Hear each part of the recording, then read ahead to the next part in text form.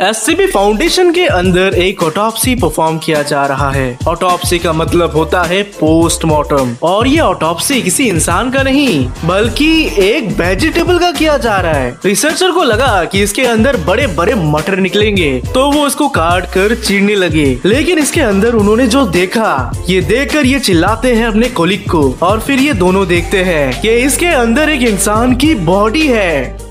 Well hi guys, मेरा नाम है रूपक, आप देख रहे हैं स्कैरी रूपक। और ये क्या है, इतना बड़ा वेजिटेबल जिसके अंदर से डेड बॉडी। वैसे तो मैंने पहले सोचा कि ये एससीबी फाउंडेशन पागल हो गए हैं। एक सब्जी का पोस्टमार्टम क्यों करते हैं, क्योंकि सब्जियां कभी कभार जायंट साइज में आ जाती है, लेकिन dead body, what the fuck. कितनी गंदी भाषा यूज कर रहा है बच्चों के सामने। दरअसल ये इंसानी वेजिटेबल एक पेड़ से निकलता है जो कि northern Europe, southern Europe, Finland और यूक्रेन में पाया जाता है। वो लोग इसे फेगस सिल्वेटिका बुलाते हैं, लेकिन इंग्लिश लोग इसे बुलाते हैं यूरोपियन बीच ट्री। जब एससीबी फाउंडेशन ने इन पेड़ों पर रिसर्च किया तो उन्हें पता चला कि ये बहुत ही ज्यादा नॉर्मल है, और हर साल इन पेड़ों पर 12 फूल खिलते हैं, जिनमें से सिर्फ 6 ही बचते हैं, और यही 6 फूल धीरे धीरे एक बड़े से वेजिटेबल के आकार में आ जाते हैं, जिसके अंदर इंसानी बॉडी जैसा कुछ होता है। ये वेजिटेबल हमेशा 85 केजी का होता है।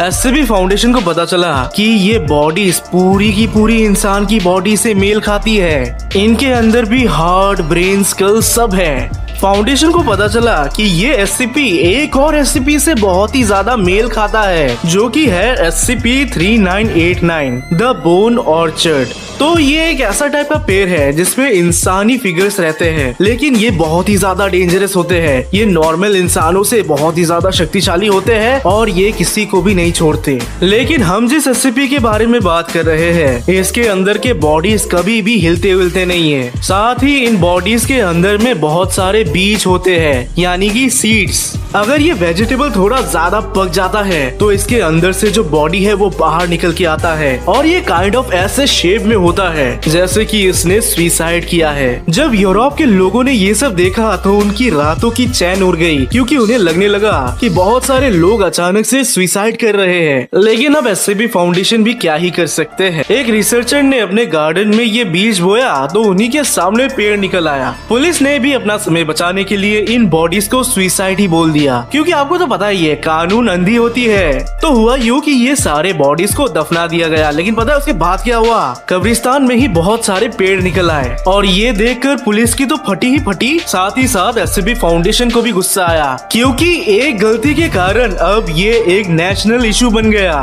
फाइनली रिसर्चर्स ये प्लान लेकर आए कि जहाँ जहाँ ये पेड़ होते हैं वहाँ वहाँ वो कुछ बहाना मार के एरिया को बंद कर देंगे। लेकिन फिर भी एससीबी फाउंडेशन के मन में बहुत बेचैनी थी, क्योंकि उन्हें इस बात का बहुत ही ज्यादा डर था कि अगर ऐसा हो कि ये बॉडीज रियल इंसानों की है तो ये एक बहुत ही बड़ा डिजास्टर बन जाएगा। फाइनली उन्होंने एजेंट्स को ऑर्डर दिया कि ये जितने भी पेड़ आपको दिखते हैं खत्म करो। इसके बाद एक दिन एक रिसर्चर एक प्लान लेकर आते हैं, और इस प्लान के अनुसार वो बताते हैं कि ये बॉडीज जो मिल रही है और इंसान की बॉडीज पूरा मेल खाते हैं, तो क्यों ना हम इनकी बॉडीज के पार्ट्स को यूज करके इंसानों की जान बचाएं। सपोज किसी इंसान को लीवर की जरूरत है तो हम इन बॉडीज का लीवर यूज कर सकते हैं उनकी जान बचाने के लिए। वैसे तो आइडिया बुरा नहीं है, लेकिन रिसर्चर्स को अजीब लगा ये सुनकर। लेकिन फिर भी आइडिया तो आ गया है, तो उन्होंने सोचा क्यों ना डी क्लास पर ये आजमाया जाए। फर्स्ट टेस्ट में डी क्लास का स्किन चेंज किया गया, तो हुआ यूँ कि उसकी स्किन बहुत ही ज्यादा शक्तिशाली हो गई, जिसके चलते वो पावरफुल महसूस करने लगा। लेकिन कुछ ही महीनों बाद एससीबी फाउंडेशन को पता चला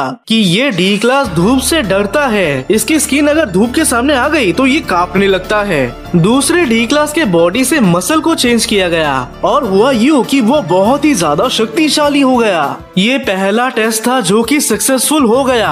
एक डी क्लास पर्सनल की किडनी को चेंज किया गया, तो पहले तो वो पूरा नॉर्मल हो गया, लेकिन तुरंत वो मर भी गया।